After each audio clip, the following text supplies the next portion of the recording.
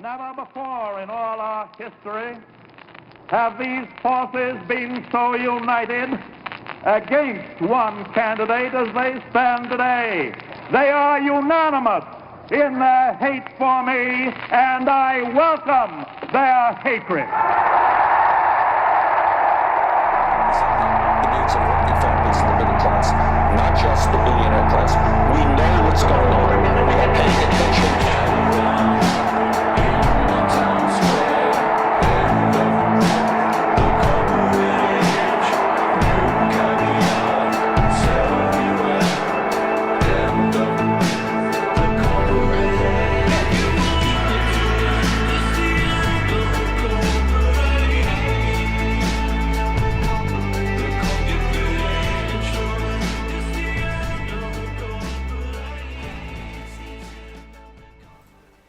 Melissa, you're really trying to wait to see how I mess up the intro?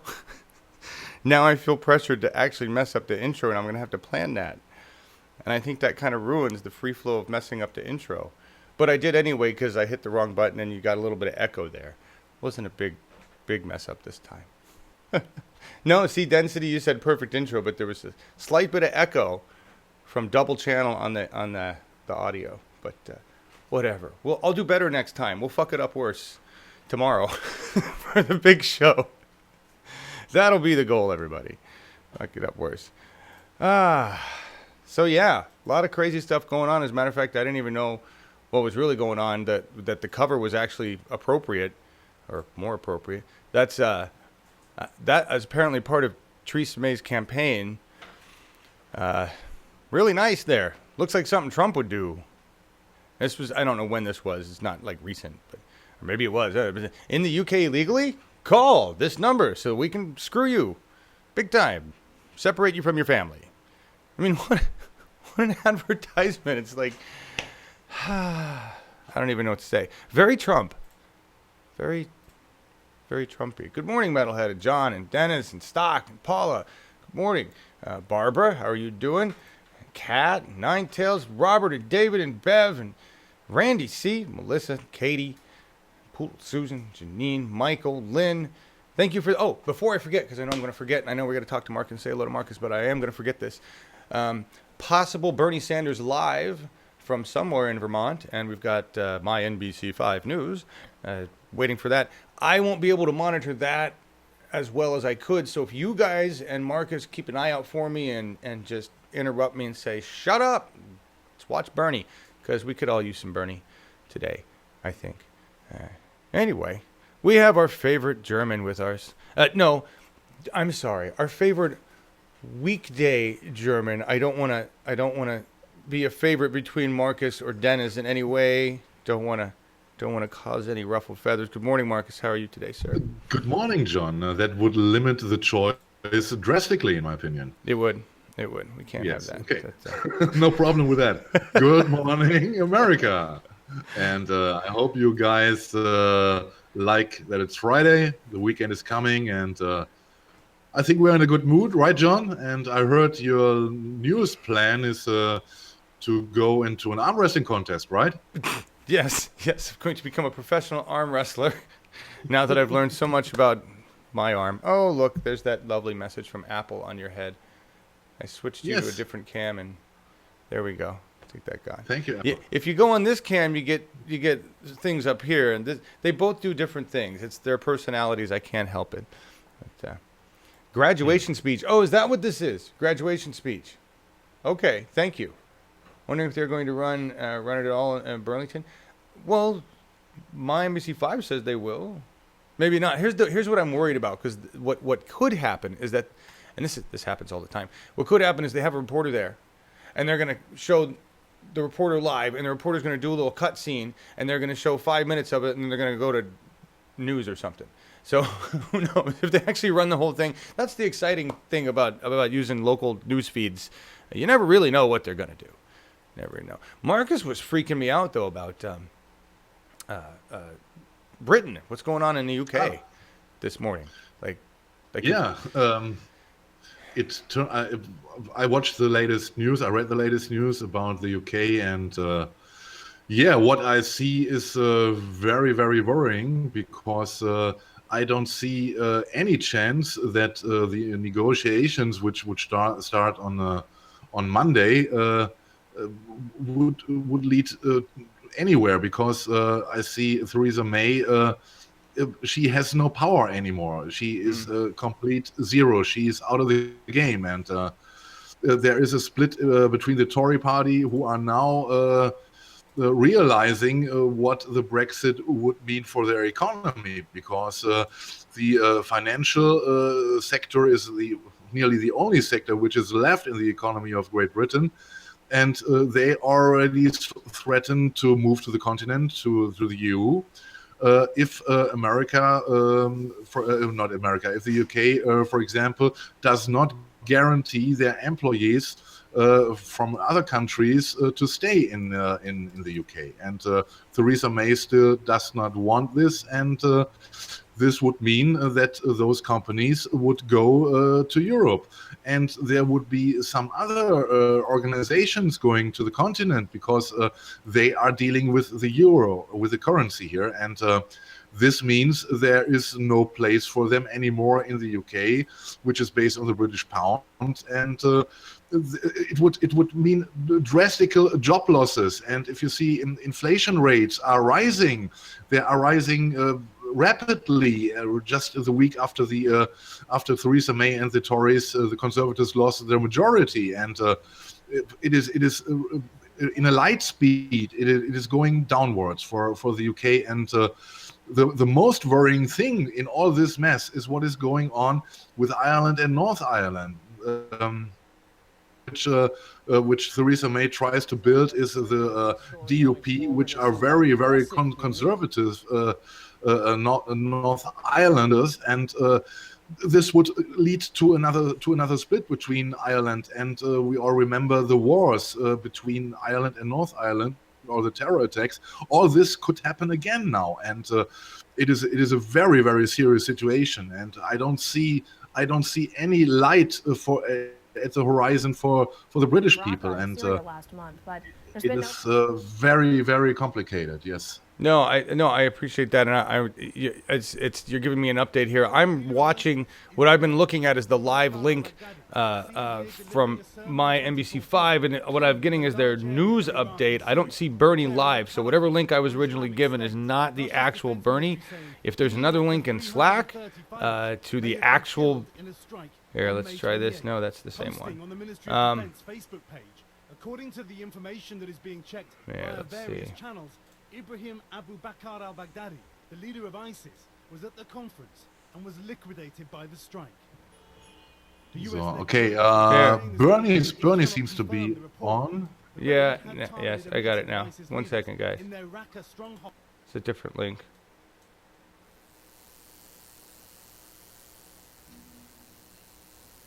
Some people will tell you that climate change is not real, that it is a hoax.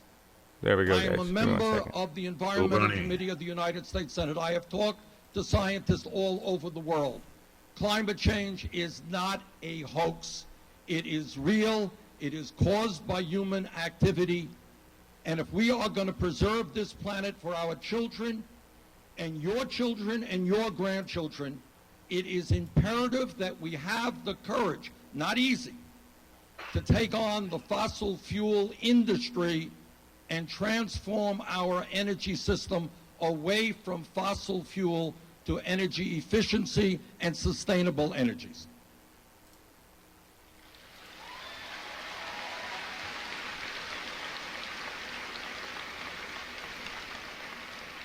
And I'm proud to say, and you should be proud,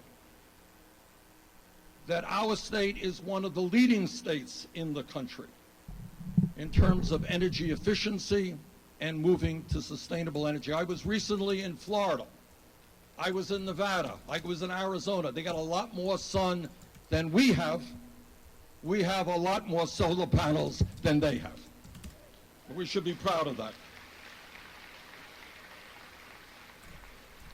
Question. In Vermont, for a few hundred years, in early March, we have town meetings. Your parents come together and they argue about how much money we should spend on education or on the roads or whatever it may be. And at the end of the debate, people raise their hand as to whether they agree or disagree with the proposition. One person, one vote. But in America today, as a result of a very bad Supreme Court ruling on a case called Citizens United, large corporations and the wealthiest people can spend hundreds of millions of dollars to essentially buy elections for candidates who represent their interests. I hope very much that you will join the fight to make certain that democracy means one person, one vote, not billionaires buying elections.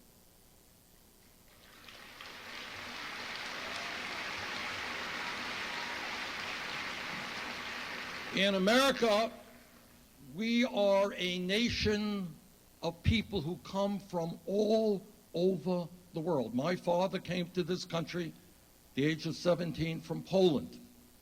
Your parents came from Ireland, they came from Italy, they came from Europe, they came from Asia, they came from Africa, they came from all over.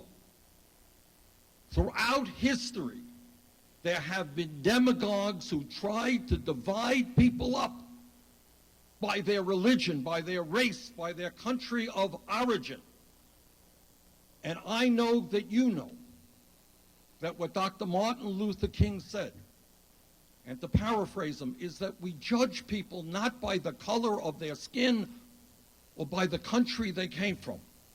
We look at people and we judge them by their character, who they are as human beings. Please do not allow anybody to divide you up because somebody's race or religion or national origin is different than yours.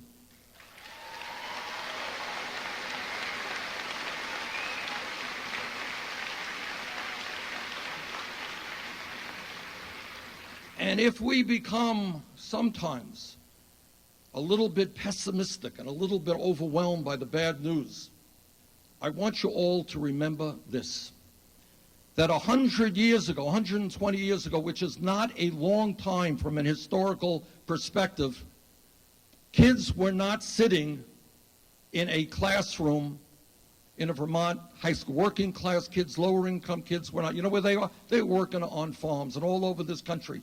Kids were working in factories. People stood up and fought for public education. And when we talk about public education, in my view, and I know this is on not maybe your minds, but your parents' minds, some of these kids are going to go to colleges, they're going to go to great colleges. How are you going to afford to pay for it, parents? Is that an issue? And I think maybe it's time to say that in America, in a highly competitive global economy, we want every kid in this country, in this state, to get the best education he or she can, regardless of their income, which is why I think it's all long overdue to make public colleges and universities tuition free.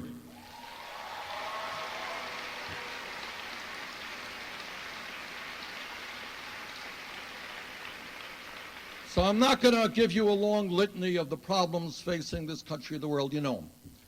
But what I am going to ask you is to use the education, the great education you received at CVU.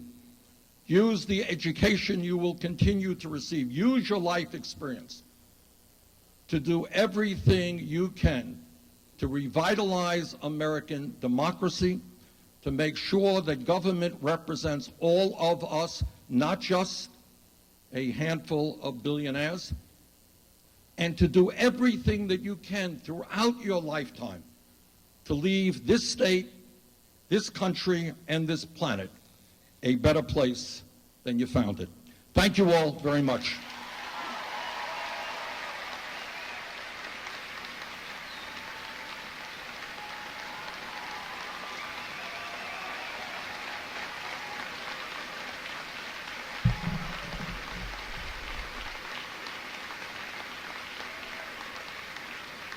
There's a few people there.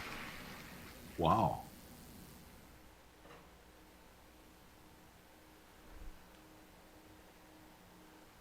I just got a hug from Senator Sanders.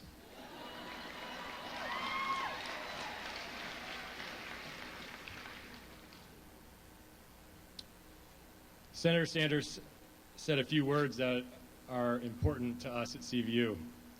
He used the term honesty. All right, I'm going to guess they're going to go on with their own thing there. If they cut back to do Q&A with Bernie, maybe we'll go back to that. But hope I didn't miss too much of that. It's a short little commencement speech for a Vermont high school there. And that was nice. Thank you guys for being on top of that, providing a link. Yeah, I know. Exactly, Cynical. I envy whoever that was that got a hug from Bernie. Yeah, absolutely. She should do a fundraiser. Get a hug from Bernie, although that would probably get dangerous and weird. So, cameraman, wake up. Ashley. Well, we only wanted to see Bernie up close. Who cares about the rest of the speakers? Look at this crowd. He probably had to run. I was like, I just was waiting until he was done. I got to go pee. Probably what's going on. Anyway, late for 420, guys. All right. Anyway, we were talking about the collapse of the British Empire, right, Marcus? What's left of it, yes. The collapse of what's left of the British Empire. Yeah, and as I said, it doesn't look good, and I don't know how she will come to negotiate about, and we will see. It's interesting, and the problem would be that it looks like that that the Tories will stick to Theresa May as Prime Minister, because there is no alternative. The only alternative would be, as I read, Boris Johnson, who has nearly the same favorability ratings than Theresa May, and he's no real opportunity, and then there is no real candidate anymore. And the latest poll showed that if there would be another election, yes, it is thinkable, meanwhile, then the Labour Party would get 45% of the votes, and the Tories only 39%. Wow. This would mean they're out, and Labour Party would take over. In fact, this would change Brexit or anything. I don't know, but the fact is, another election would mean even less time with the negotiations, because all this has to be done within 2 years. 1 year is, or nearly 1 year is over. And there's not much time to negotiate all the stuff which is going on. And yeah, I see a dark future for the UK. Maybe it is becoming a failed state. Maybe. I mean, there's Jilly Love. I want to know, is Brexit a no-go now? Do you think it becomes a no-go? Until today, it is a Brexit. The Brexit is still there, and but there are more and more voices who are talking about a return, and we will see how this will develop. Jeremy Corbyn, as far as I know, did not confirm the Brexit nor exclude the Brexit. Because during campaigning time he needed all votes he could get, and he left this more or less open. And I don't know if he would position himself to say, okay, I do not support the Brexit, and I would like to stay within the EU, and this would be a game changer. But I don't know how the formalities around this would be changed if this would mean they have to send another letter to the EU to say, no, we are staying in. I don't know about the formalities, about the procedures in detail, but today it doesn't look very good. All right, well, there we go. And I think we're reaching a point where bureaucracy and formality be damned. We need to do some shit to save the people, you know. Yes, we saw this, and the tragic about the Gatefield Tower or Grenfell, right. I don't know exactly, the tower. Meanwhile, there are 70 people dead, and the fire brigaders estimations are there would be more than 100. Yeah. Because there are still many people left, and meanwhile the people are really getting angry about it. I heard that demonstrators and activists stormed the Ministry for Buildings and they demanded that there should be done something, that they want to see those people at court. The fact is that the deregulation over the decades made by Tories and Labours led to those to more and more privatized buildings with no rules, and the materials of the tower. They are not allowed, even in the USA, since 2012, because they are highly inflammable, and the people are pissed. They are really pissed, and they are rightfully angry about their government. And now they see that what I said 2 days ago. They say that greed caused all this. This is a sign of the predator capitalism, and they are not willing to accept this anymore. And I can't imagine that the Labour Party, as tragic as it is, could make could use this for their purpose to say no, the time of deregulation is over. We have a government, and the government has to take care. Right. Finally, we've seen this before. We know how this goes with other things.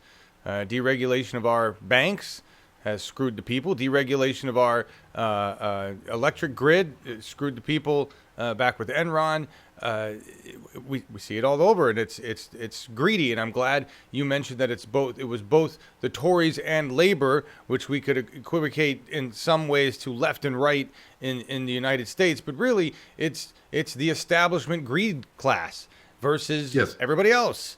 And there's everybody else on all sides of the spectrum. But really, it's whoever's greedy versus whoever's not.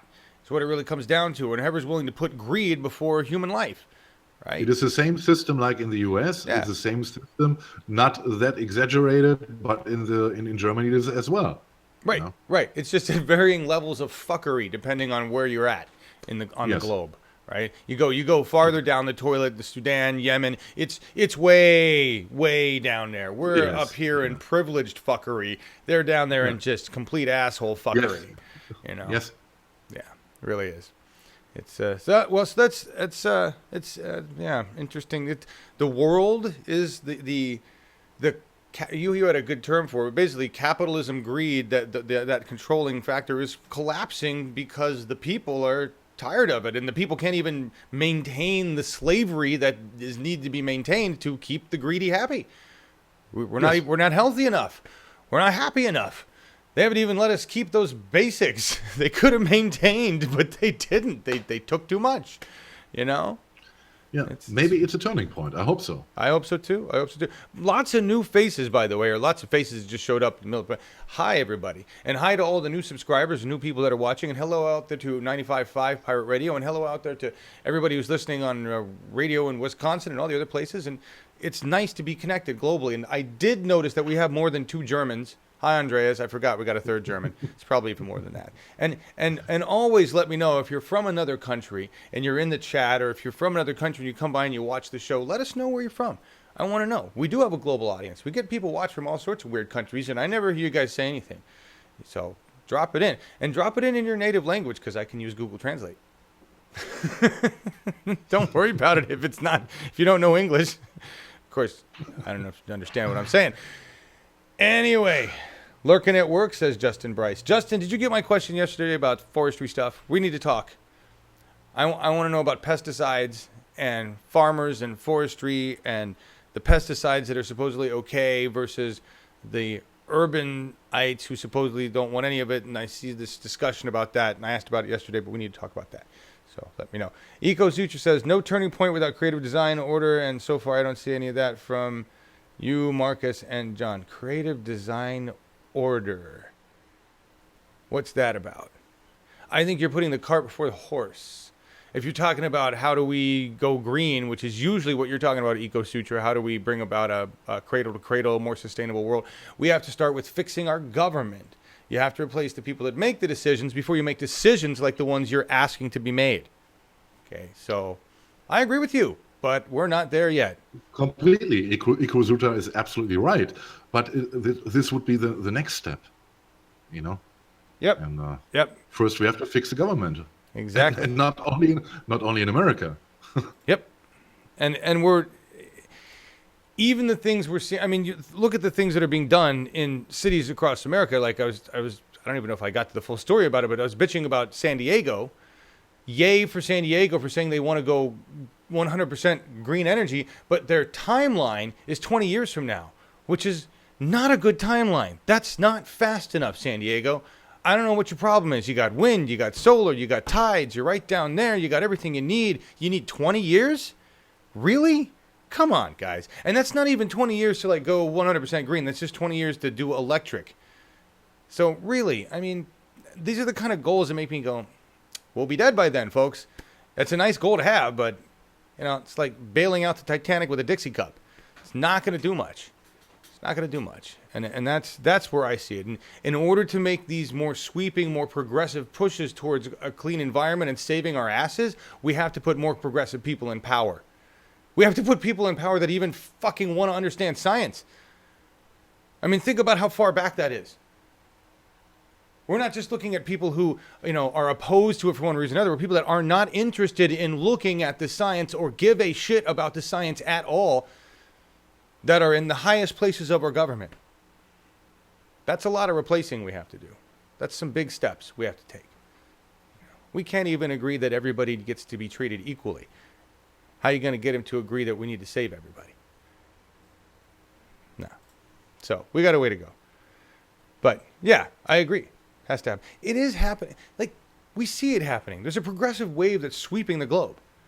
It's just so caught up in the muck, in the shit, that it's hard to, you know, talk about it. I was going to open with this, which I thought was kind of funny. It's well written, so it's worth reading. It's sad that this is actually where things are, though. Archaeologists discover fully intact 17th century belief system in Ohio congressman. Full story at 11. Columbus, Ohio, marveling at how well preserved the archaic opinions were, a team of archaeologists from the Smithsonian Institution announced Thursday the discovery of a fully intact 17th century belief system in Ohio Congressman Jim Jordan, Republican, Ohio. It's just extraordinary to come across a perspective that dates back to the mid-1600s and shows absolutely no signs of decay, said Dr. Claire Godet, explaining that while it's not uncommon to encounter partial remains of convictions from that era, it's exceedingly rare to recover a specimen this pristine. All the 400-year-old viewpoints remain almost completely untouched, from religion's place in society to the rights of women to the attitude towards science. I can only imagine the insights this single sample will provide as to how people who lived centuries ago saw the world around them. Godet added, however, that the congressman's belief system was fragile even in near-perfect condition and could deteriorate rapidly if examined too much. Sadly, that is accurate. That is accurate. The point of that is that it's accurate. We have people like Mike Pence who actually believe, and there was a lot of comments on this, that 17th century is being kind. Right. Let's go back. Let's go back a ways. Things were getting we were past Renaissance, 17th century. We need to go before. way before. So. Hey, Xander GC, new subscriber, fellow Oregonian. Awesome. Thank you and appreciate that. Yeah, welcome. Yeah. Thank you. Did I miss a whole bunch of... We have another newcomer. He's Dave Bermudez. Hello, Dave. He's from from Mexico City. Awesome. Mexico City. Fantastic. Cool. Fantastic. Nice to see you. Nice to have you here. All right. Moving on. Weird news, Mike Pence lawyered up because he's now under investigation and in trouble, just like the vast majority of the Trump administration. Trump tweeting today that he is under investigation, something that anybody under investigation wouldn't really want to tweet.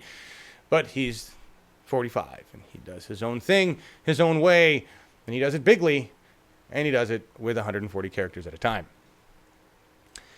He's remarkable. I will definitely give him that. And he is uniting us against hate. It's wonderful. I really appreciate what he's done. Every day I appreciate more and more what he does to help us unite together. It's unbelievable. Did you see, we're going to read, John McCain, tell you what, I mean this in the kindest way. I really do.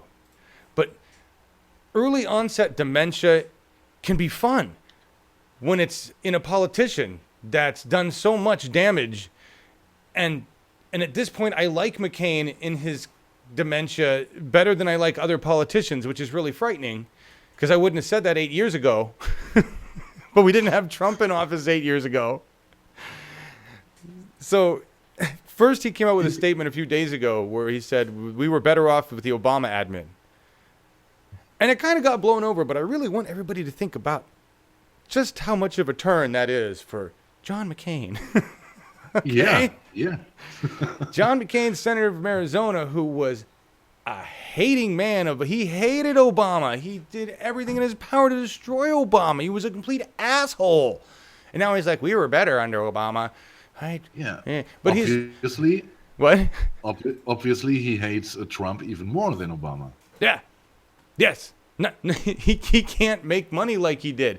Things weren't as easy. He was like, at least Obama was sane. Obama was sane. We don't have sane. He's ridiculous. But that's not all. Wait till you see the responses. There's a Vox. The links are in the description, everybody. There's a Vox article. We're going to get to it in a minute, where McCain answers questions about the health care bill, and you wouldn't know that he's actually answering questions about the health care bill. I have no idea. He's just so... He's out of his mind. He's having cognitive dissonance. Is that what you think is going on? He's having cognitive dissonance along with dementia. That's got to be fun.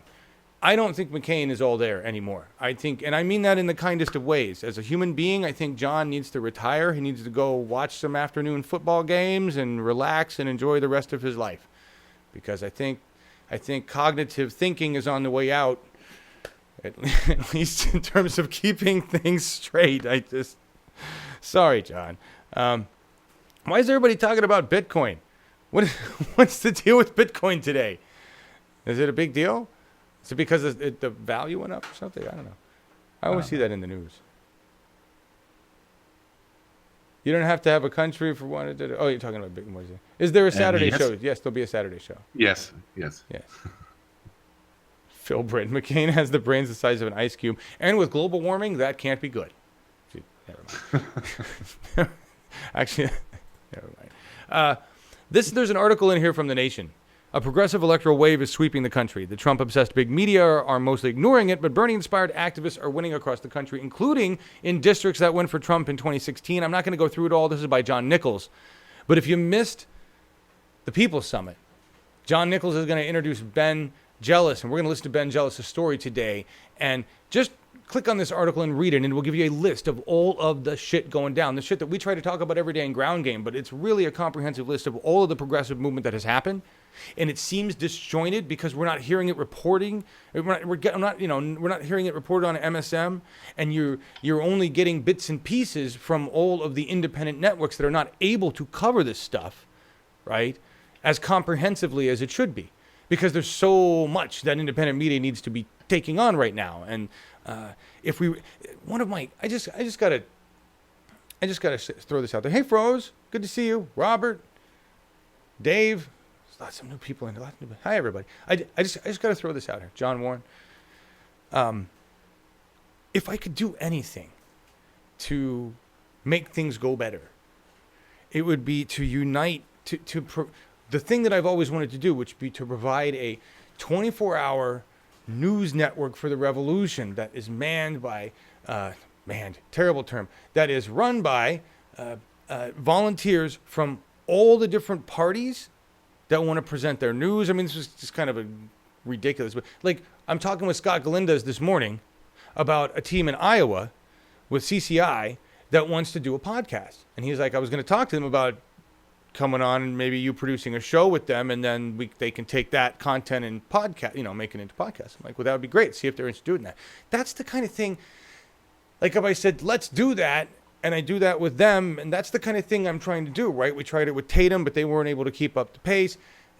If we could do that and build that network, then we could have a 24/7 channel that is reporting, coming up at noon, your Iowa Ground Game network, and then we go to this state and this state and this state, and that's we don't have anything like that that's under one umbrella that's comprehensive. That's the whole idea of the independent media networks working together. And we still need to bring everybody under that roof, like Sam Ronan was talking about, our voices. But it's just it's not quite happening. As much as I'm excited about the fact that we are accomplishing a lot as individual groups and we are interconnecting in ways, I think media, the independent media rise, is failing because they're not uniting. They're too scrambled around. And I think maybe that's the failing. The people are getting it together. The media is covering what they can, but we could do so much more if we work together. That's my message, right? Anyway, yeah. Well, Phil, it's kind of what I'm trying to do, but I'm not. I'm tiny, really small. TYT could be a good nexus. You know what I mean? Democracy Now! Could be a good nexus. Those are big, huge. They got lots. The three of them, we should get like if you're talking about back in the glory day or golden days of television, ABC, CBS, NBC, right? And today we could have TYT, Democracy Now!, The Real News. Those are your three. And they need to work with affiliates and put them under umbrellas and support 24/7 channels. I think if they showed unity like that and asked for donations to support that unity umbrella, they would get it. They'd get it from me. Anyway, just long crap thought. The media's, what, Markus? I absolutely agree, John. I absolutely agree. This is, and we should not give up. The independents should not give up the efforts. And yes, it doesn't look good. I see. What I don't get is that, for example, the Tea Party, who I would say are not the most rational thinking people, did get their shit together, and we are dividing us up here on the left side and the progressive side, and it makes no sense. Yeah, the media. So I'm glad you said that. I'm glad you said that about dividing, because that's been the failure of our media, of our mainstream media, right? They're dividing. Instead of informing, they're using their narrative to divide. And that's what we have to battle, and the only way to battle that is by unifying. We need to unify. We're unified under a message, to some degree, but we need to be better than that. We'll get there. Yeah, we'll get there as the pieces are coming together, as things are coming together. We're working it. I mean, right now I'm trying to work with Scott and the Iowa CCI. I can't even remember. I never remember the name of it. But anyway, it's out there. It's Larry Cohen, used to be the president of that group, and now he's chairman of Our Revolution. He's out in D.C., but they're doing an event July 25th.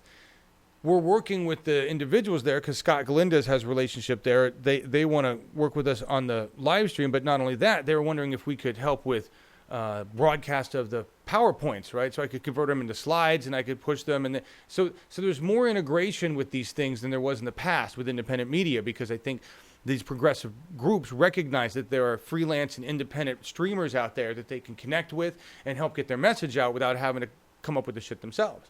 So those kind of networks that I didn't see happening a year ago and certainly didn't see happening 2 years ago are becoming way more common today. Digital Left is another example, right? We got connected via volunteer forum. We talked to each other a little bit, and we share streaming information with each other so that we have the option of picking up each other's streams to amplify the message.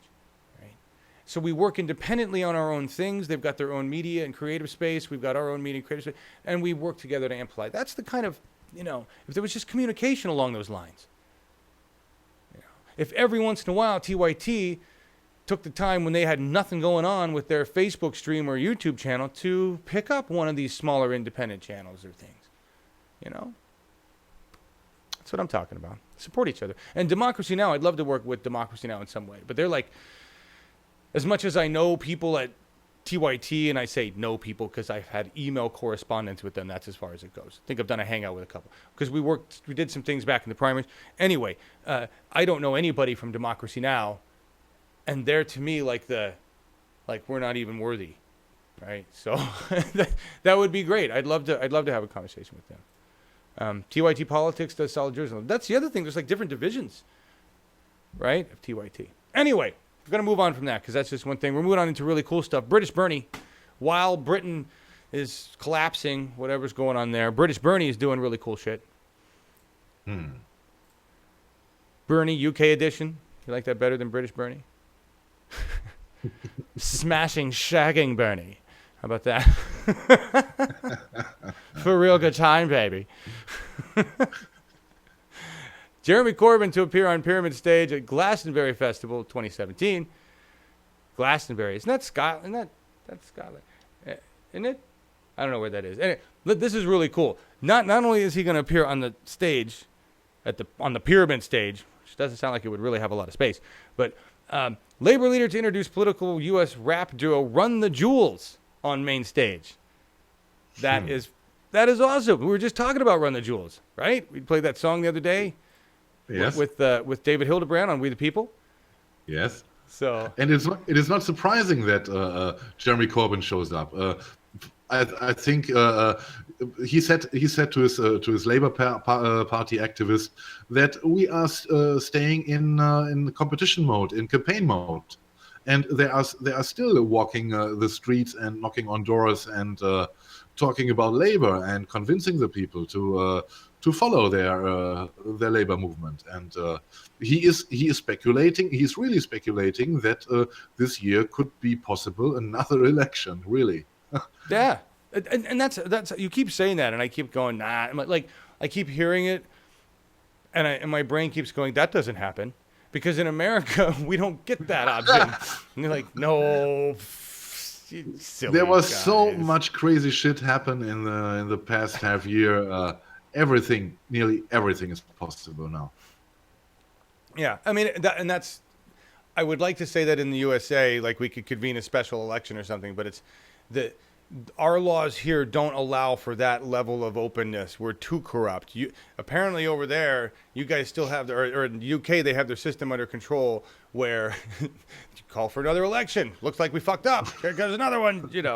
All right, that's whatever it happens to be. And you have some kind of I keep saying you. The Germans, they got a good system too, but you're all right over there with this. You're not collapsing right now. You guys are pretty good and strong. You got the Merkel. But yes, we will get Merkel for another 4 years. Merkel for another 4 years. No doubt. I love that. You know what I want to do? You don't know. Are you familiar with the Sorry guys, we're going to take a quick right turn or left turn, Clyde. Reference there. Do you know the American hockey film Miracle? Nope. Okay. And I'm not sure if that's the full name. I think it was called Miracle. In the 80s, and I don't know if it was 1980 or what year it was, because I'm not a huge hockey fan, but if you live in Portland for a while, you have no choice because hockey's pretty fucking huge in the Pacific Northwest, believe it or not. And my next door neighbor, Bob, was a big hockey fan and played hockey and was really good at it. Anyway, he watched the movie Miracle all the time, which is the story of the United States Olympic hockey team defeating the Russian Olympic hockey team in the 84 Olympics, 80-something Olympics, which was huge at the time because, of course, Cold War and Russia and all that stuff, right? Yeah, the Cold War. And they did a big movie, and it had I don't know if it was it had like the best Disney. I can't remember his name. He's gonna kill me. Somebody look that up and tell me who it is. The Olympics Miracle on Ice. Yeah. You guys know what I'm talking about. So the cover is like them. There's like iconic scenes from this. Like it would really was a powerful game. The games were great and it was good sports and hockey and everything, and it was really cool. And there was big camaraderie between the sides because they were playing hockey, and you know how sports can bring them together like that. It's like, we're not going to kill each other today. We're going to play hockey and kill each other on the ice, right? Yeah, all right. But there's a iconic image where this American flag is draped over one of the hockey guys, and they're holding the cup up. I want to do Merkel with Angela with the German flag draped over herself, holding up the globe. Somebody, Where's David Horsey? Because I know David Horsey watches this program all the time. I use his cartoons for our covers. He has to, just because he's probably pissed about it. Make that cartoon for me, David. The Merkel. Please. I doubt she would do this. This is not a temperament. That's why cartoon would be the only way to go.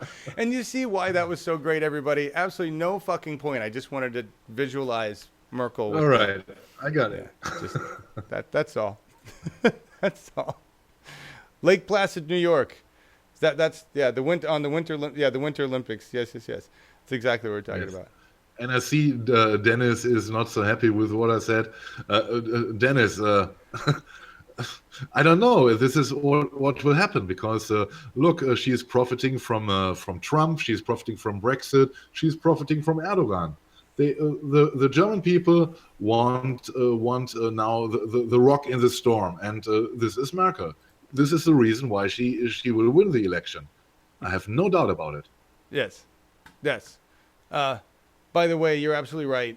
That was the big deal with the Russian thing, or with the hockey thing, was that back then the United States players were still amateurs, and we hadn't switched over to allowing our pros into the game. The Russians had no such rules, so they were all top. They have no professional league. Right. So there's just Russian hockey players, which by definition is professional. So that's that. Thank you for reminding me of that. And that's why another reason why it was kind of like the underdog story, and it was a Merkel, and we need one of those right now, with us. There's no one in Germany inside. No. Maybe Sonneborn. Maybe Sonneborn, but right. My party leader. Yeah. So Trump just reversed another campaign promise. So I will say this on his campaign promising, he is consistent in not delivering them or backing up on them or changing their terms. I'm not sure what or why, and I'm not even going to question, but apparently he's going to allow the Dreamers to stay. So kids that were born here, and that's the only reason they're here, is they were born here and they're just kids. He's not going to deport them anymore. Isn't that nice? That's so nice. Is this a PR move? I have no idea. Why? What is that? Merkel on ice. Oh, God, froze. That's terrible. Merkel on ice. She skates around with the cape, the flag. Keeps her fresh. Keeps her fresh. When she just skate around with her face was just the whole time should be angry. She would just. Yeah, she should avoid contacts with Trump. Yes. Then she can show another face. All right. Normally this show covers more news and serious subjects. Today we're kind of varying, going off on things. All right. Moving on. Other things. This is, I just wanted to remind everybody, we were talking about violence. This happened during Bernie Sanders' campaign. There were shots fired into one of his campaign offices in Nevada. Just a reminder that violence in politics didn't just begin with the baseball game that everybody's covering from the other day. There were people shooting at progressives before we had these big delineations between alt-right and alt-left. This was way before any of that bullshit. Just a reminder. From your friendly, not-so-violent progressives, the AHCA, which they're trying to get pushed. So Lisa Murkowski is a Senate swing vote, and she's not happy. And there's a bunch of people not happy. She's from Alaska, and apparently whatever they're trying to get passed is so bad that, nope, not going to happen. So I don't think they're going to get that through. Is it soup yet? Nice. Merkel fresh? I think that's an oxymoron. She has the shoulder pads for it. Nice, Robert. Very good. Very good. That's true. She just doesn't need the...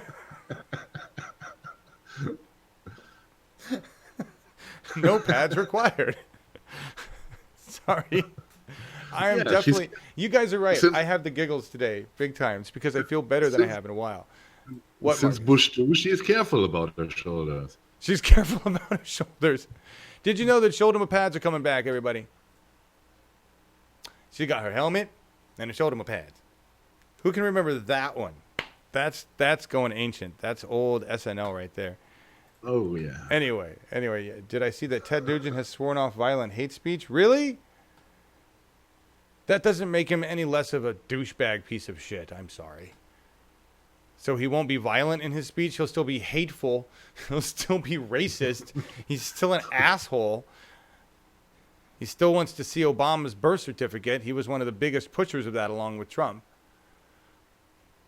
But I'm glad that Nugent is whatever.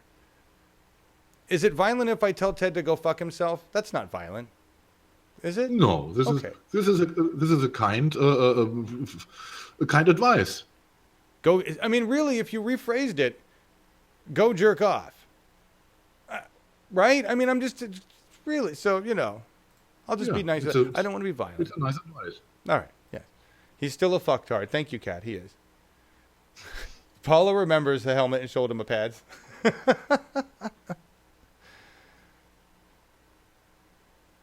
What? CNN front mat? Oh, I'm not even going to with that. Good Lord. Yes, tell Ted Nugent to go play with his homoerotic dildos. You just know that man. Yeah, I'm not even going to go there. This just most of those guys.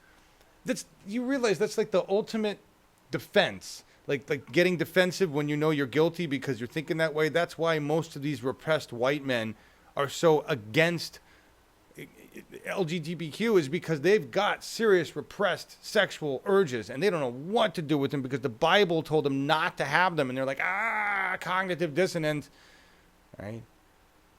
That's really what most of the same thing with priests. Same thing with priests. You take away anyway, I'm not even gonna go there. It's just mind fuckery, and most of these psychopaths that are running our government right now have some serious mind fuckery. And they're enacting that mind fuckery in legislation. Dianne Feinstein. This is an interesting article for a couple reasons. For a brief moment, it gives you maybe an acceptable reason why, and then you have to think about it again and go, no, Dianne, die-fi, that still doesn't work. That's an establishment answer, but it doesn't work. So what are we talking about here, Dianne Feinstein? Among a handful of California Democrats who did not sign on to suit over Trump's foreign earnings, which would seem to be a pretty no-brainer thing. What are we talking about? We're talking about the fact that Donald Trump has eliminated the money laundering system that has existed for decades within our establishment government that was running so smoothly under the Clinton administration and the Obama administration and the previous W administrations and really for a long time. A long time.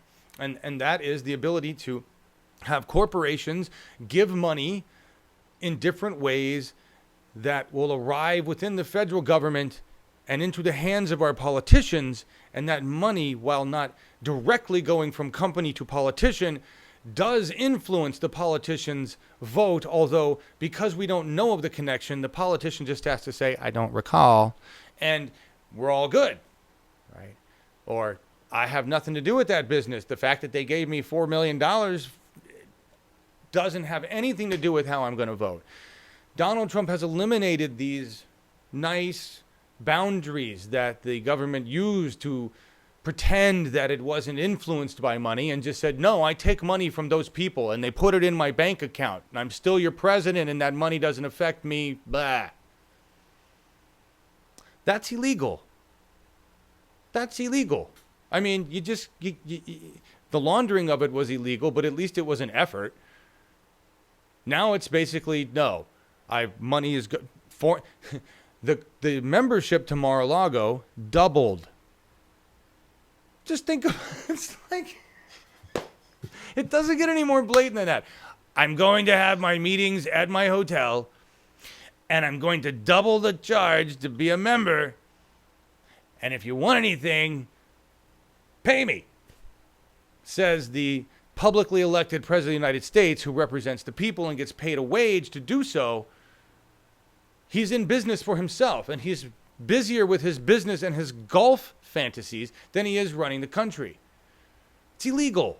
I mean, if nothing else, you can make the statement, hey, that's illegal. Here's Diane's, so 200 Democrats in Congress. I love that none of the Republicans probably signed on to this bill. I can't verify that, but there's 200 Democrats close to signed on to this, filed a federal lawsuit on Wednesday. This is a lawsuit alleging that President Trump has illegally profited from foreign payments to his worldwide business interests. That's plain as fucking day. We have empirical evidence. It's not like we're basing it on any proof from WikiLeaks, which is also factual, but we're talking about, there's obvious, like, I took their money. He's tweeted about it. Yeah, what a great payment from Taiwan, sending them some this. I mean, that's, it's like he makes these deals public, right? Diane and 4 other Democrats in California's congressional delegation, including some representative districts with strong Republican or even divided electorate, did not sign on to the lawsuit. Feinstein, who appears likely to run for re-election in 2018 and hopefully will be defeated by David Hildebrand, hope you're supporting David, right, has taken heat in recent months from liberal activists who have criticized her for not taking a more aggressive stance on Trump. Here's their bullshit excuse. As the lead Democrat of one of the 2 Senate committees investigating the president, Senator Feinstein decided joining the lawsuit at this time may create an appearance of bias. The senator will continue to be a vocal opponent of the president's illegal acceptance of foreign payments and benefits, which is exactly the problem we have with you, Di. All talk, no walk. You're more than happy to go, oh, it's terrible, he shouldn't do that. Do I actually want to sign a document stating that I mean that and I said that? No, not at all, because I'm probably going to want to take money from some of these people later. This is exactly why we need to get rid of establishment politicians. This is exactly why we run for office. Because what Diane is doing is also illegal. She's choosing to allow, her bias is for corruption. She doesn't want to show a bias. She's showing a bias right now towards corruption. She's showing a bias saying that she will talk a lot and not do anything. So, Jesus. I mean, you can't even do your job to the base level of your job and just call out corruption and sign your name to a document that calls out corruption, which is obviously there. Because you're corrupt, Dianne Feinstein, and we're going to get rid of your old ass. We are. Bah! She won't even remember that in a few days. I did what I said. Her and John McCain, both on that dementia train, need to go enjoy a cocktail, look at the sunset.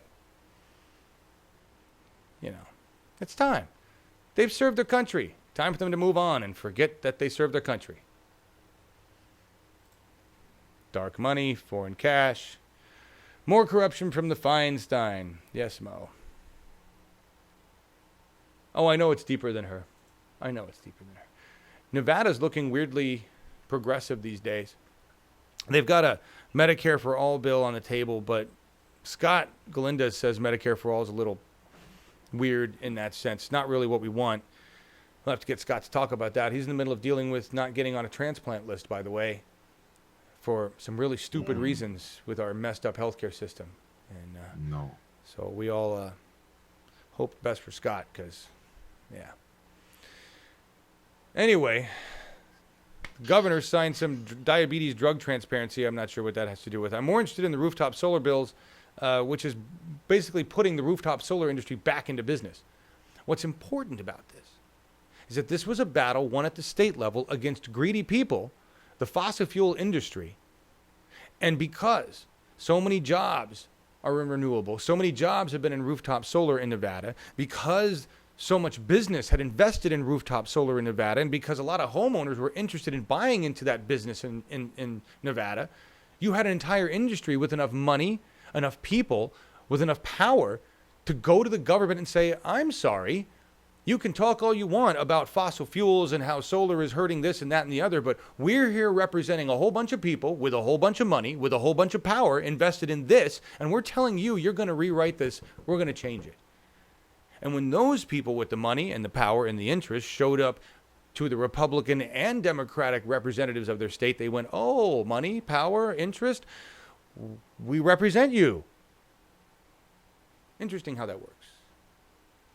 Even when they don't want it to happen. Even when they've got the Oil and Gas Commission on the other side saying, screw them, screw them, screw them. Even when you got Warren Buffett going, I don't want to change over my electric grids to renewables because I bought all the fossil fuel grids so I could control it. Warren Buffett, who looked like a nice guy, who's really a dick. To everybody who sends me the Warren Buffett thing, here's how we fix Congress. Warren Buffett is an asshole liar. Okay? He may have some good ideas, but he owns the electric grid fossil fuel industry. That's what he's invested in. He's not interested in changing that up. Okay. Warren Buffett's not a nice guy. He's a rich fucker who is trying to mask himself as a philanthropist. Okay? Yes. I, too, was fooled by Warren Buffett. Don't look at what he says. Look at his actions. Look at what he invests in. And he may cover up his investments with some nice investments here and there. But he's just hedging his bet. He knows it's not dumb to invest in solar. But he also owns fossil fuel. All right. Excuse me, everybody. Excuse me. Sorry about that. Aw, snap. My Sentinel article died. Did you guys see Tim Canova's announcement? Did you? He's going to run again. This is what it takes. Yes. You know, Tim Canova. This is good news. Yeah, it is. They all lie, says Xander GC. Green energy infrastructure could happen today. Absolutely. Oh, absolutely. And India is a perfect. What is this thing playing a thing? India is doing it. India realized that instead of just taking the crap that first world, America doesn't qualify anymore, but that larger first world nations give them, here, you're going to take our coal, you're going to take our fossil fuel shit because that's what we do, we're going to sell it to you. They're like, we got a lot of people interested in helping themselves, and yeah, we're going to do that. Fuck you. So congratulations to India. That's not this particular story. We're going to talk about Tim in a minute, but I just wanted to bring that up. It's just an interest of people realizing they've got the power to do it for themselves, right? India is going to surpass their goals and meet their goals years ahead of time because the whole country's on fire for renewable energy. They've got the mobilization right now that we need in the United States. We haven't reached that level yet. Won't that be exciting when we reach the level of the lower caste system in India, in the United States? Because they still have that caste system, which is all fucked up. But anyway, this is talking about Tim Canova. Tim Canova was a great candidate to run against Debbie Wasserman Schultz. He made some mistakes. He screwed up in the debate. He didn't have enough support, and I don't even think he had the support of the Democratic Party, right? I mean, he didn't. He was going against Wasserman Schultz. He had the support of Bernie Sanders, sort of, but that whole thing was messed up too, because I don't think Bernie really I don't think he ever officially did anything there. That was all a mess of shit, right, Marcus? You remember that? Yes, exactly. And again, this is so important. I refer to the beginning of this show that we would get united under one platform, to get our powers united, and to go where it is really needed, and to push our candidates so that this would not happen. You know. Yeah. Exactly. We needed Tim to fail the first time, so that he would be better and come again. This is what we're talking about. And this is what Bernie did. Yes. You heard Bernie talk about how many times. You saw you talk about the other day where the wife's like, we mortgaged the house. And he's like, what? Yes. Right. But why didn't you tell me? Yeah. This is what Tim is doing. So thank you, Tim, for running again. Thank you for not being discouraged. All right.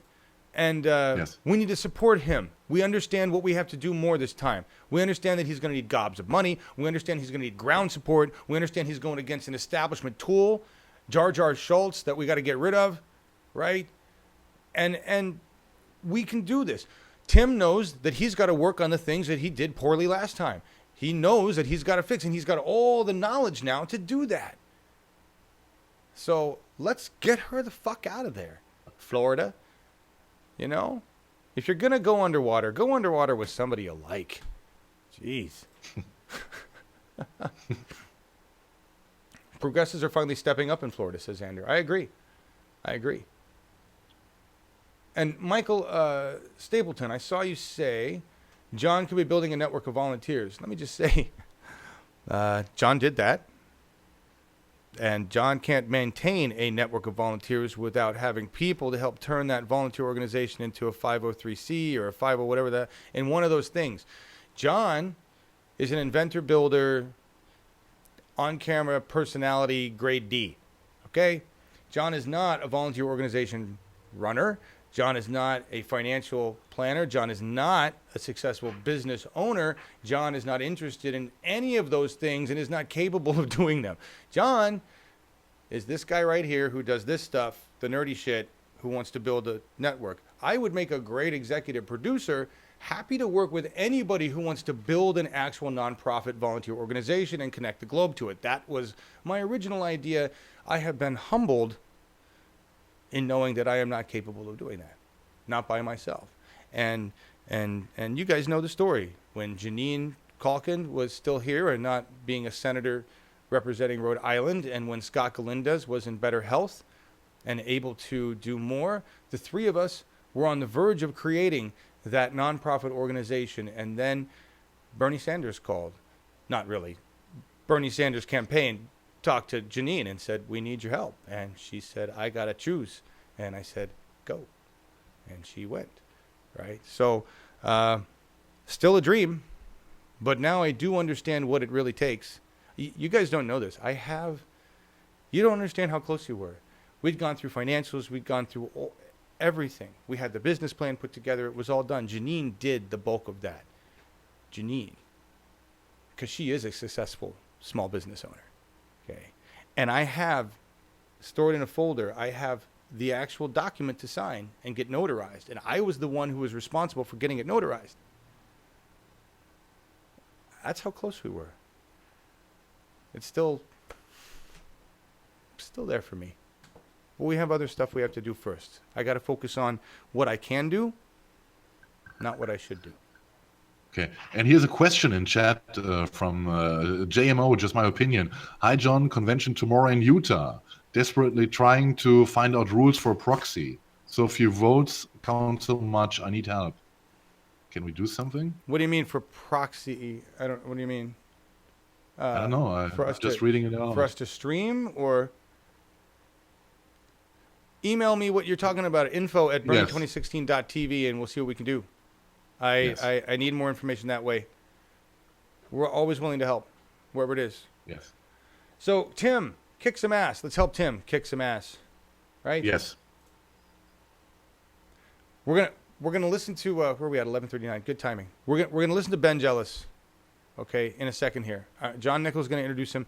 Ben Jealous told a story at the People's Summit that I think we all need to hear. It's a really good story about,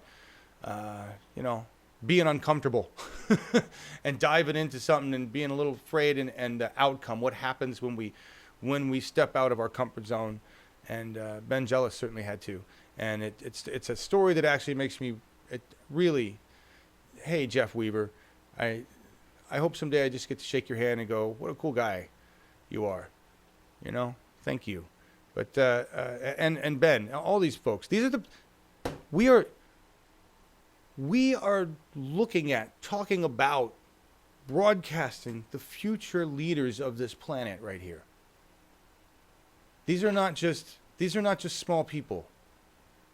These are the new founding people of a future planet, of this section. All right, I'm just talking, in our little part of the world. These are our people. Germany's got their people, and UK is showing their people, but the progressives are rising.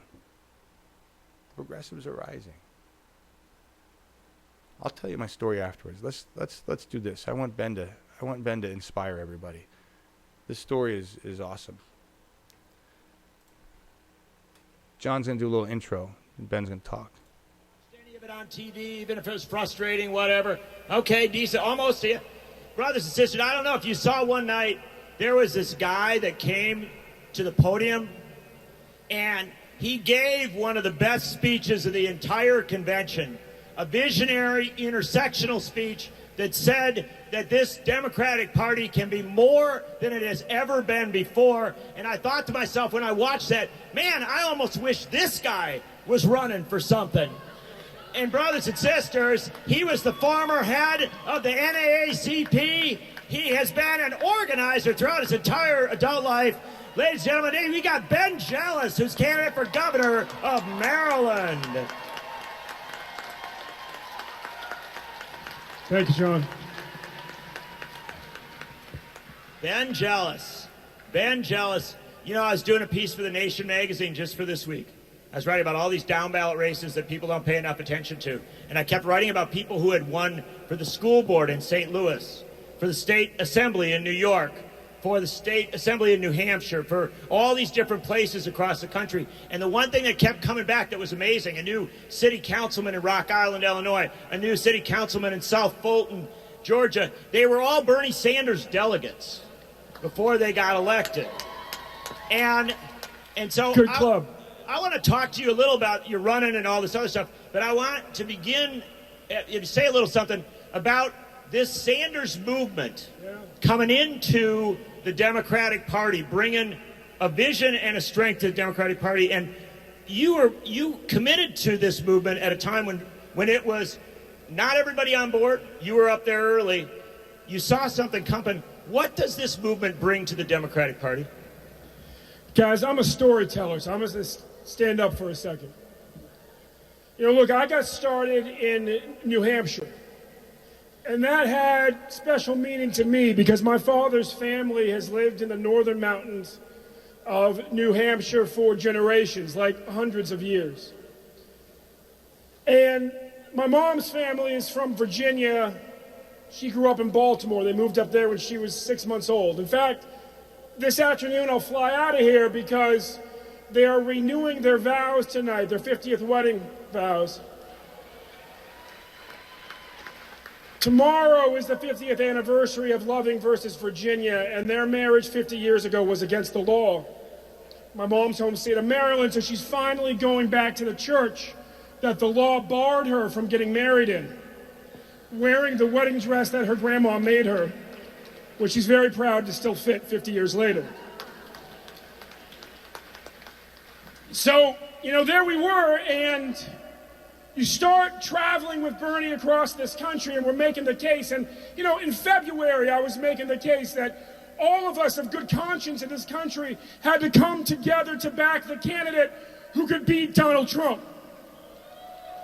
And they said we were crazy to even talk about Trump, but we were seeing something. And eventually, you know, we had won in Michigan, and we had almost won in Illinois, and now we were headed to Missouri, and I figured if we'd gone from Chicago and Detroit, we must be going to St. Louis, but the plane landed, Air Bernie landed, and we looked out the windows, and there wasn't like a 3-story building in sight. And I was like, this ain't St. Louis. Where are we? And Jeff Weaver's like, Ben, we're in the Ozarks.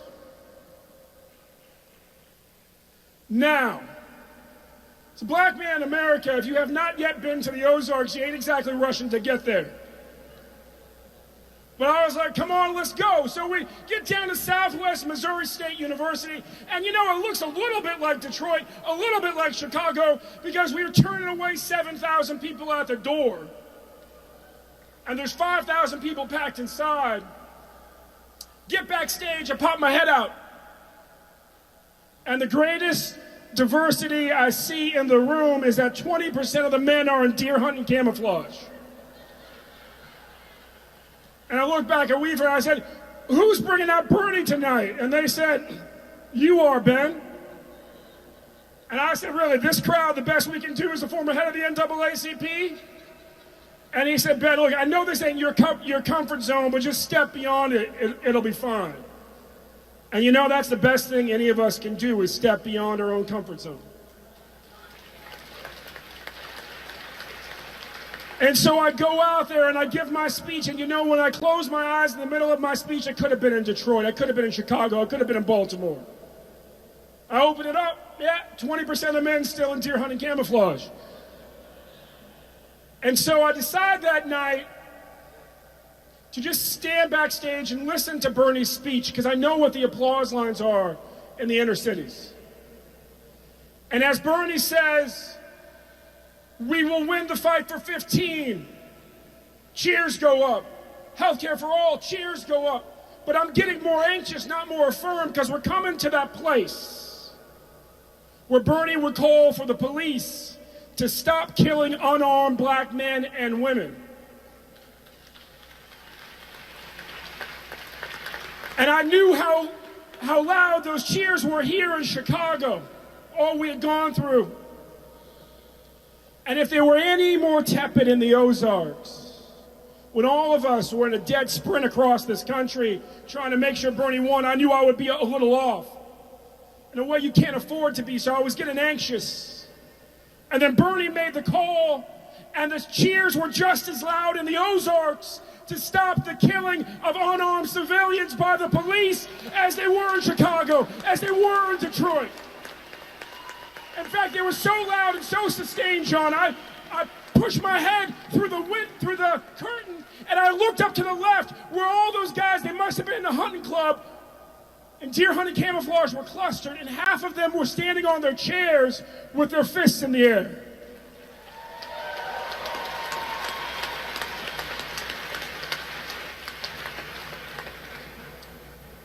And I really didn't know what to make of it. I knew there were white men who stood for racial justice, but you know, that had cost my father his inheritance. And I didn't think I would find a critical mass in the Ozarks ever, but there they were. Bernie gets off stage, he's running back to get a drink of water. I grab his sleeve, I say, Senator, he says, Ben. I said, did you hear that? He said, hear what? I said, the applause lines, Senator, were exactly the same as they were in Detroit and Chicago, even when you called for the police to stop killing unarmed black men and women. And he said, Ben, I'm glad you stayed to hear that. That's the revolution in this revolution.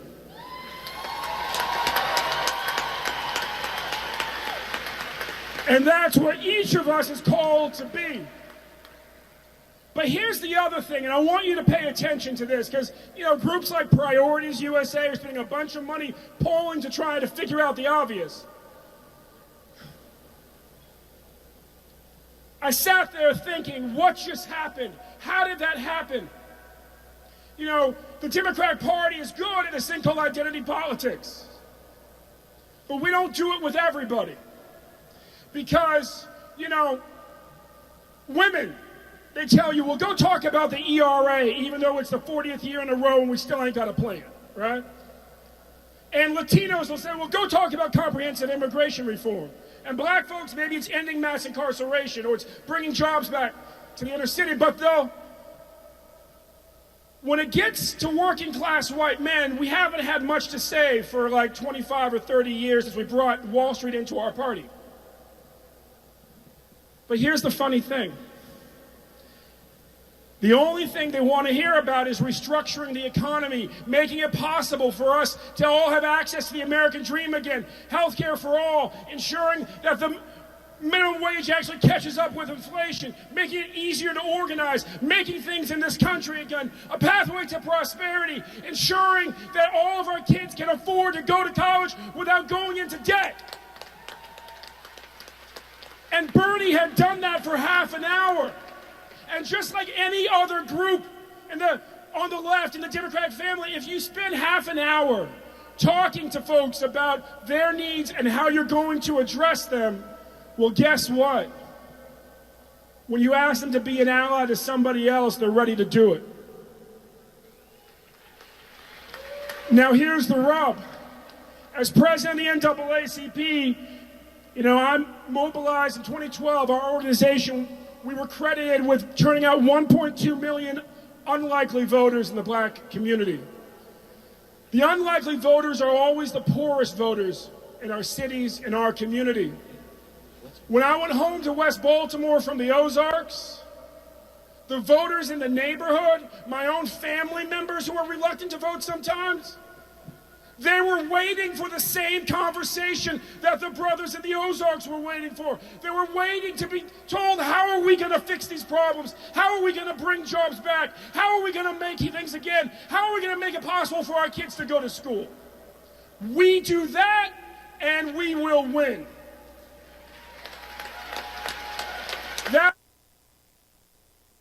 I'm going to stop right there because that's really key that we need to go. It is, first of all, Ben's story is great.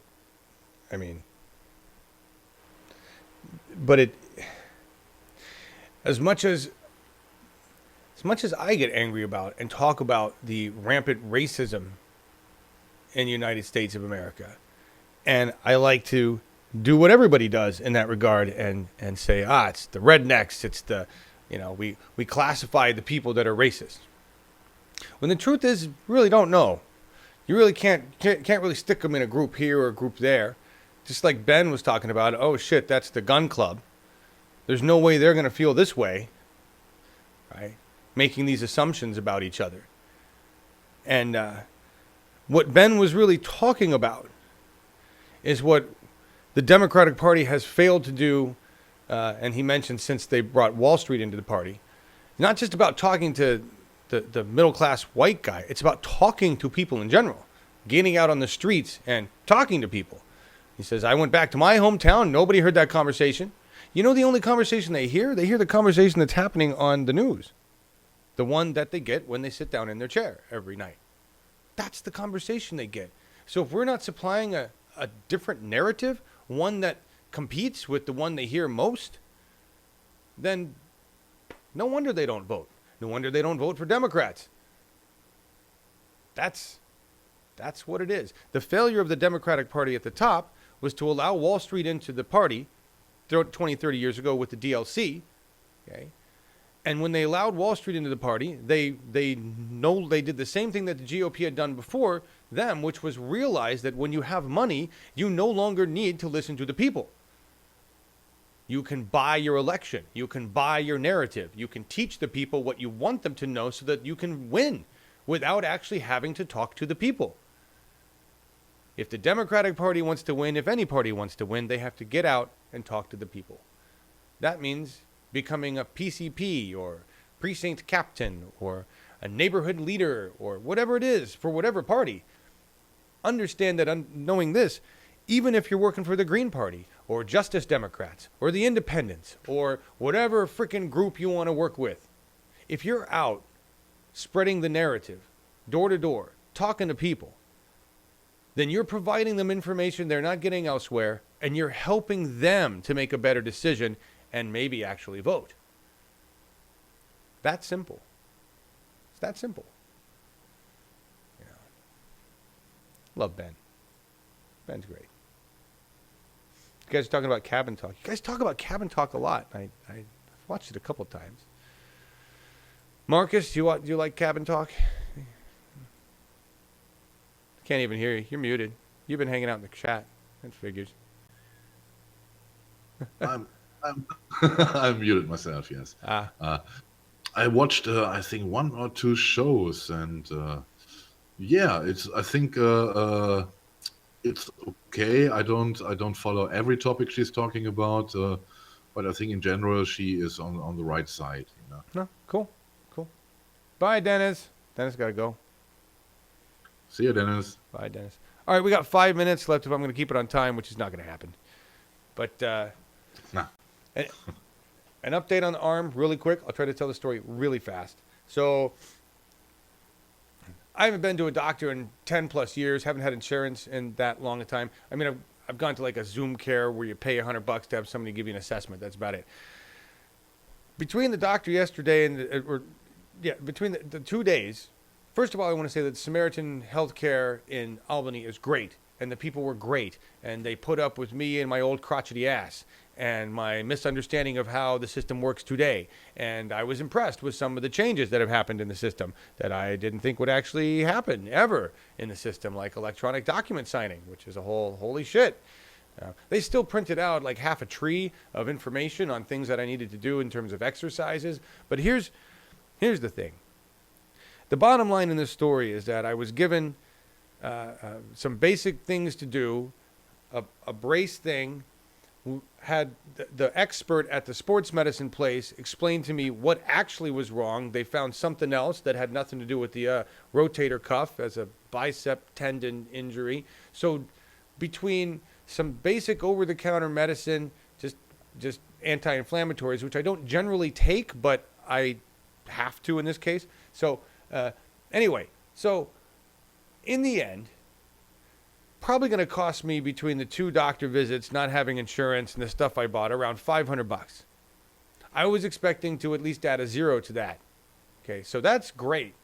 And the fact that I've got $500, which, whatever, I don't. The fact that I can probably make payments on this or we can handle that, that's a low enough amount. That's not typical of the American citizen, though, right? That's not typical. All right, I know this.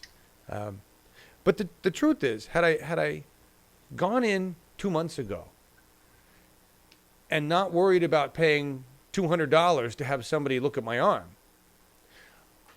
I could have had this resolved then. Oh, it's this and this, and just do this and this, and it would have been before it got way worse. Right? Instead, I was so worried about cost that I blew it off. That is the same predicament that millions of Americans are in right now. Choosing not to get something cared for, not to be proactive about their health care because they can't afford it. And in the end, it ends up costing all of us a lot more. It ends up costing the insurance company a lot more. Because preventative care is cheaper in the long run than retroactive care. But that's not what we're taught here in America. Anyway, that's the quick update. So things are a lot better. I feel a lot better. It's really cool. And we'll talk more about it another time. But I want to move on to some other things. Thank you all for your help and your suggestions and your care and your love and your virtual hugs. Yeah, I learned. It was interesting. I'm just getting old. Damn it. Apparently that's what it is. I'm just getting old. Used my right arm a lot. And yeah, that's what it is. Even though I do keep myself in relatively good shape, which was the bonus, which is why it's getting better faster. So I will say that. But that's another discussion on the healthcare industry in general. I love it when rich people want to know from you what to do with their money. Jeff Bezos wants to know what you think he should do with billions of dollars in philanthropic donations. So give him some suggestions. Mine would be to buy out Congress. You've got enough money. Buy all the politicians so we can do some progressive stuff. Are you progressive, Jeff? I mean, you can even put a little back door for your own business interest. I don't give a shit. Just buy them all out so we can get climate change on the move. We can get single payer on the move. You know that you could own it, and you know that you've got, we're talking billions and billions and billions of dollars. It's not that much to buy a congressperson. You could drop $10 million a piece, and they're done. Cory Booker would suck. He would do anything for you. He would be your little bitch for $10 million. Come on. He'd tell Bernie Sanders to go fuck himself. You hand him $10 million. So really, Jeff, you want to make the biggest impact?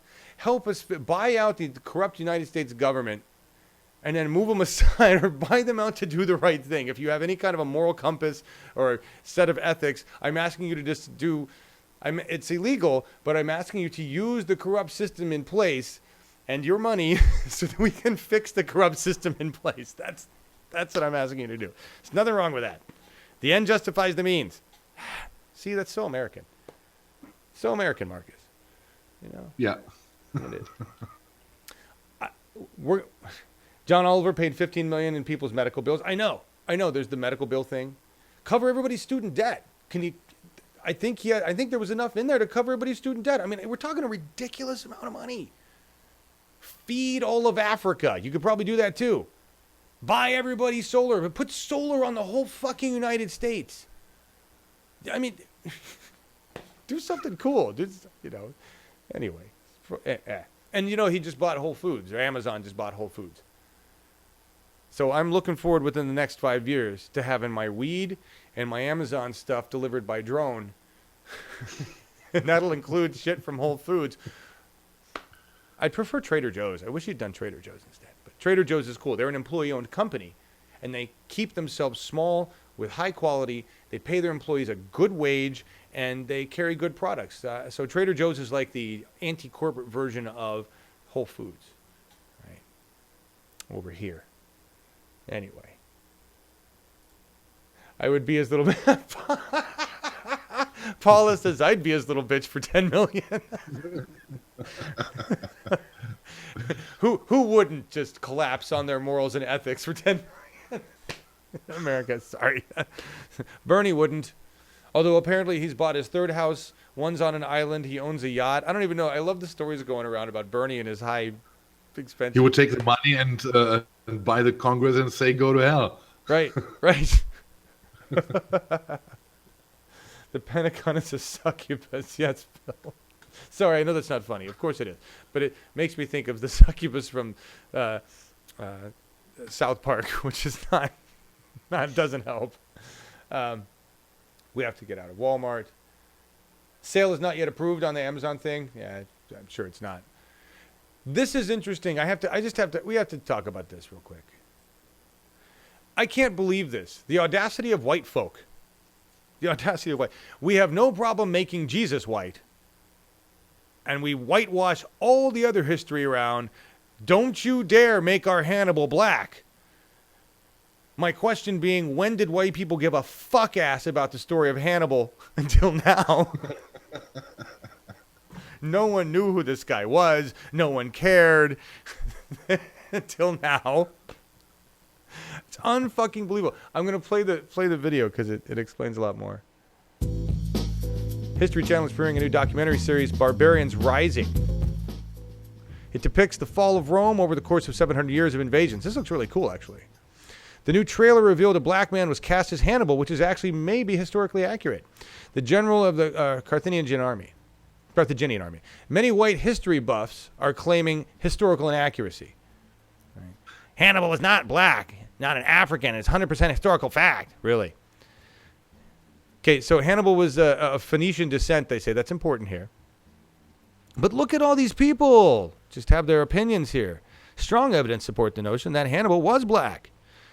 Carthage was located in North Africa. Imagine that. In what is now Tunisia, which is an extension of the Phoenician Empire.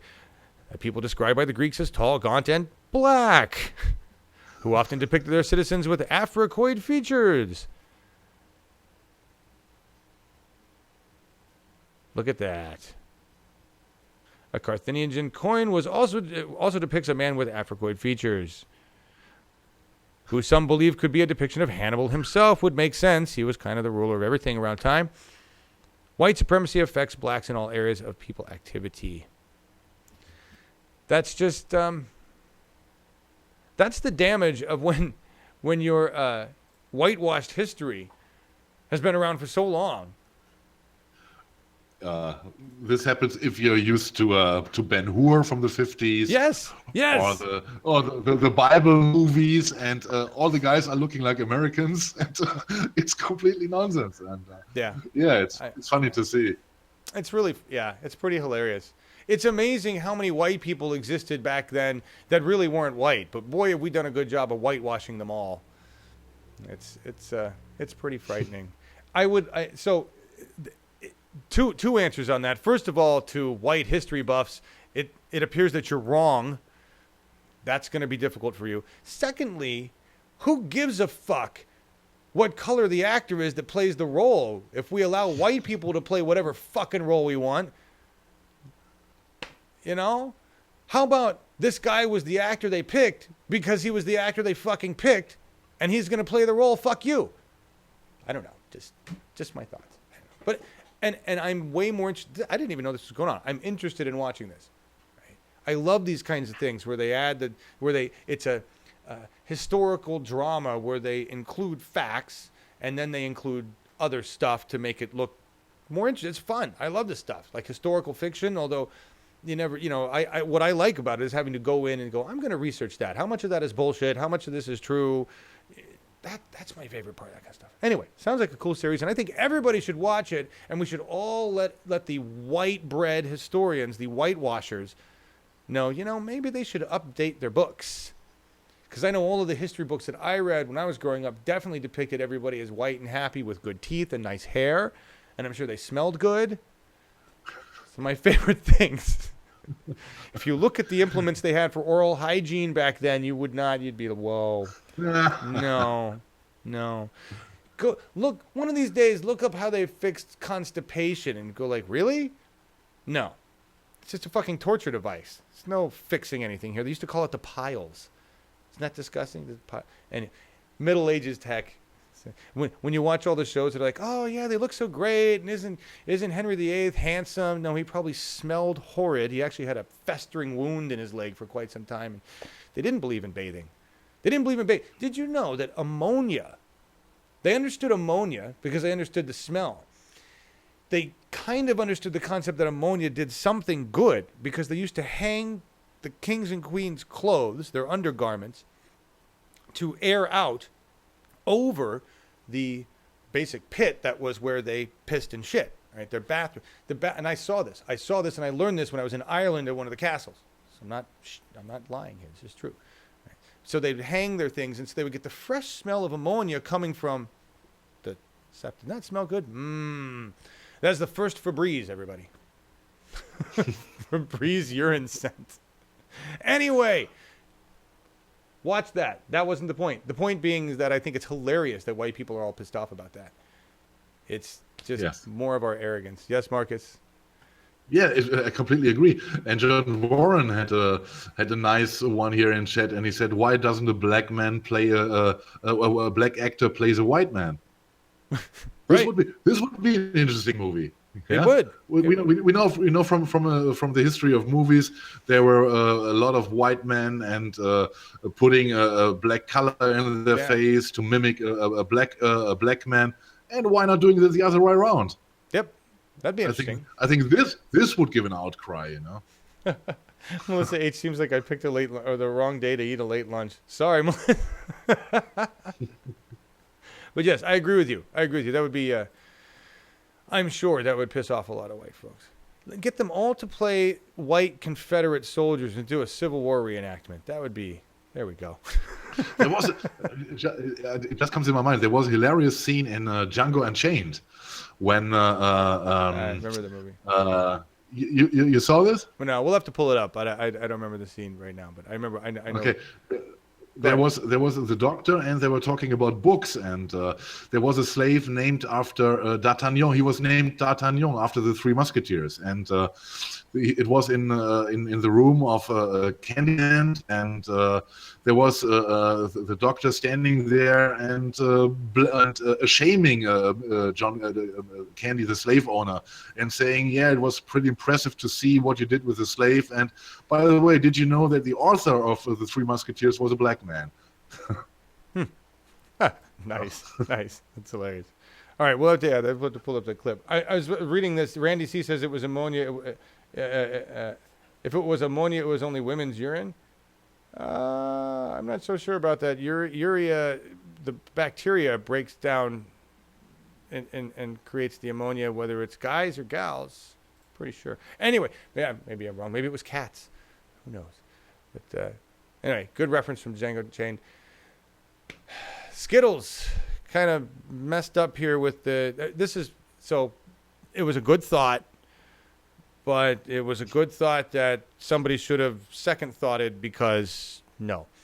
They honored LGBTQ pride by replacing the rainbow with no rainbow, saying the only rainbow that matters is the pride rainbow, but in the process they made black and white. Actually, they made white Skittles.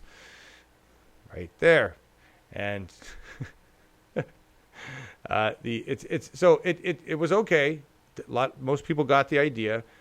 This was the funniest thought about it. It's a limited edition colorless pride Skittles. Seemed like a great idea until I remembered I'm allergic to black currant, and somebody else posted that they look like frog spawn. I thought that was good idea. Not sort of the thought that counts. Whitewash Skittles, everybody. And it's weird. We talk about the narrative all the time.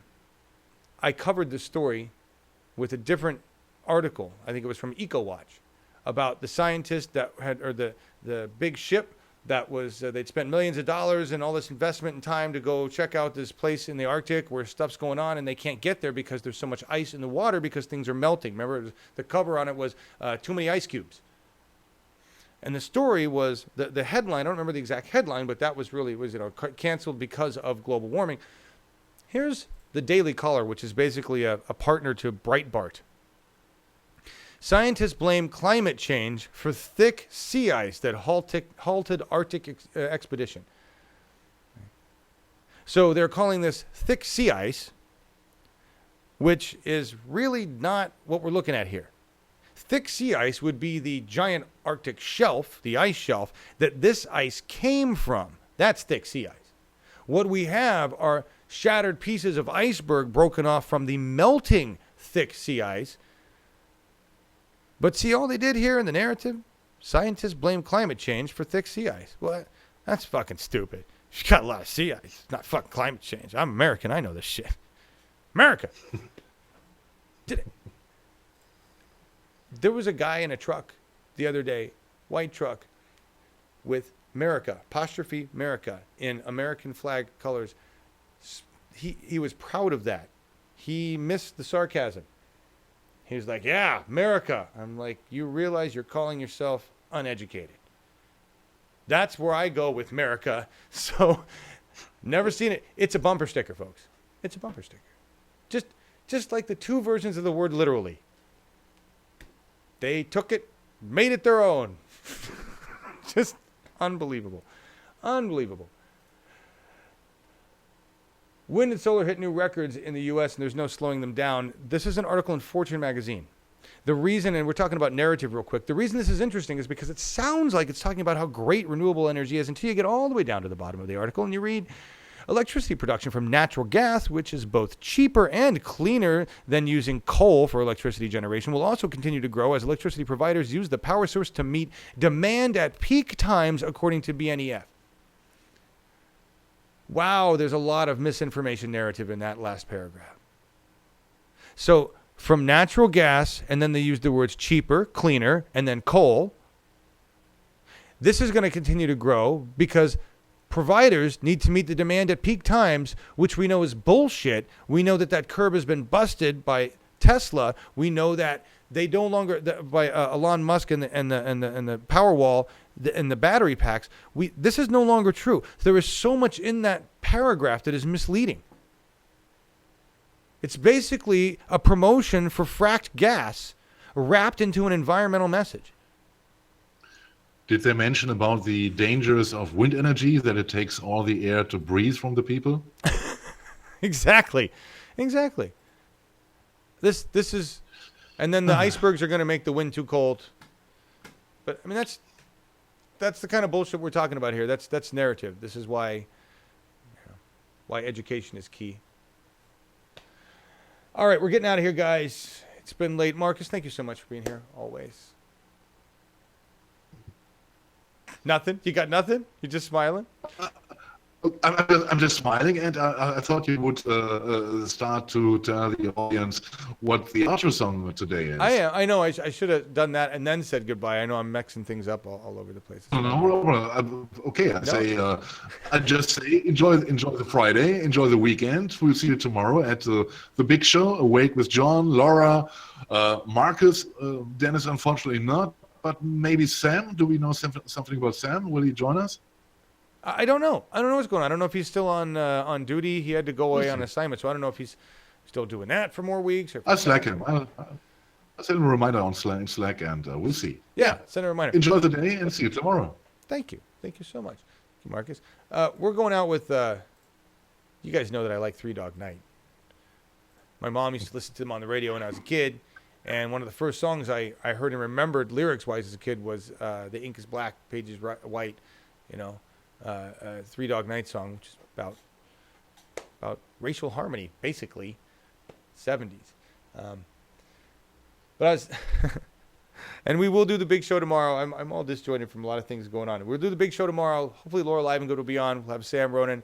I don't know. We'll have to check with Sam. Laura will definitely be there, and yeah, we're moving forward with it. We'll see you there tomorrow for that. Yes, the big show, Robert. This song is Mama Told Me, which is actually an anti-party song. It's, that party is about drugs and alcohol and shouldn't go there. Mama told me. But I was laughing at the time that I heard this song. It came on Slacker earlier today. And I was laughing because I was reading what was going on with the Republican Party and all this crap going on. I'm like, Mama told me not to go to that party. and that's what I got to think is like, that's not the way. We're talking about the establishment overall, but I thought that was a fun way to look at it. Is we're not. Mama told me, right? My intuition, my gut. We know what's right. The people are rising now, and I think more so than at any other time in history, we're starting to recognize that it's not about the party. Right? Be it the Democrats or the Republicans, we can accomplish our goals as people that agree on the issues. So we're seeing that happen. It's coming together because the parties no longer represent issues. And you know what? I didn't get to talk about that, and that's I totally skipped by the we're not going to do it then. The John McCain article. We'll look at that. There's a link in the description to the Vox article there. Read his answers. Read his answers on the healthcare bill. That tells you the party is that party. They're just completely disconnected with what they're supposed to do and what they're doing. There's no connection there.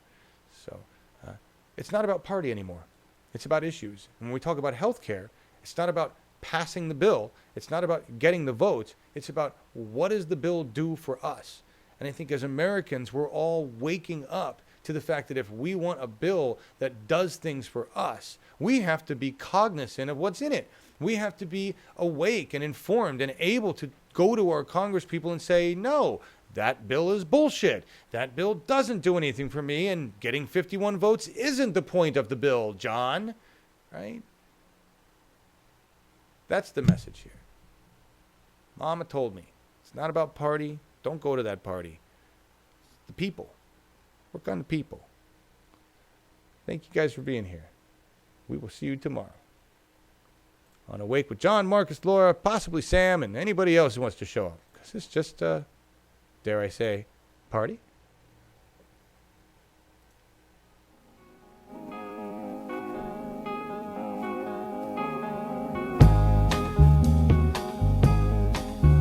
Want some whiskey in your water, sugar in your tea? What's all this crazy question they're asking me? This is the craziest party that could ever be. Don't turn on the lights, cause I don't wanna see. Mama told me not to come. Mama told me not to come. That ain't the way that I know.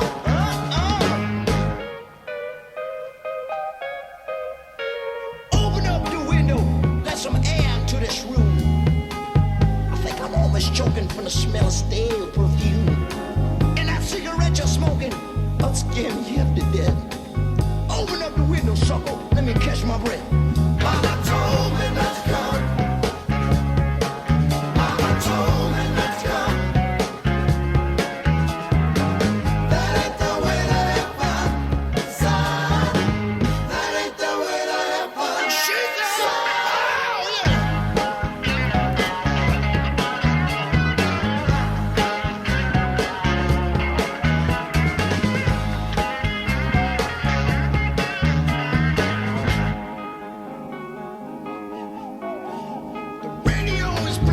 someone's knocking at the door.